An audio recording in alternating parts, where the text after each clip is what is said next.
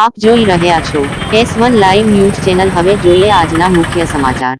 આજે અમાસ આમ જોઈએ તો અમાસ તો દર માસે આવતી હોય છે, પરંતુ આજની અમાસ એ ભાદરવી અમાસ કહેવાય છે। આ ભાદરવી અમાસ એટલે પિતૃના મોક્ષ અર્થે પિતૃને પાણી રેડવામાં આવતું હોય છે। આ પાણી રેડવાનું મહત્વ આપણા પૂરા ભારત દેશમાં અમાવસ્યાનું સ્નાન એટલે આજના સ્નાનનું મહત્વ વધારે હોય છે। આજે જૂનાગઢમાં આવેલ દામોદર કુંડના કાંઠે દામોદર રાયજીનું મંદિર છે। આ દામોદર કુંડના પગથિયા પાસે ભક્ત શ્રી નરસિંહ મહેતાજીની મૂર્તિ બિરાજમાન હોય। આ દામોદર કુંડ શ્રદ્ધાળુઓ આજે મોટી સંખ્યામાં આવીને સ્નાન કરતા હોય છે। સ્નાન કર્યા બાદ પીપળાના ઝાડે પાણી રેડતા હોય છે અને તુલસીજીના ક્યારે પણ પાણી રેડવાની પ્રથા છે। દર્શક મિત્રો, આમ જોઈએ તો જૂનાગઢની એક કહેવત છે કે તમે ચારો ધામની યાત્રા કર્યા પછી જૂનાગઢના દામોદર કુંડમાં સ્નાન ન કરો તો તમને યાત્રાનું ફળ મળતું નથી।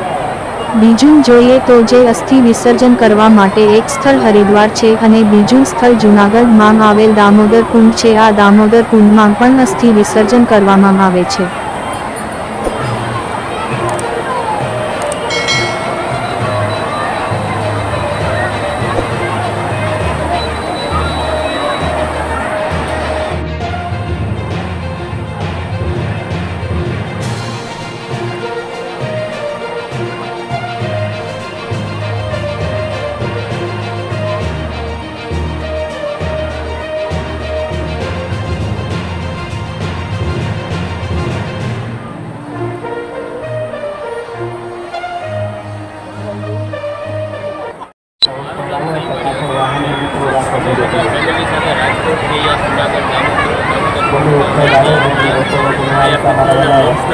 પાણી ચડાવવા માટે આવ્યા છીએ। તમે જોઈ રહ્યા છો નજારો, કેવો બધો માહોલ જામ્યો છે કે દામોદર કુંડમાં બધા પીપળે કઈ રીતના પાણી ચડાવે છે પવિત્ર અમાસના દિવસે।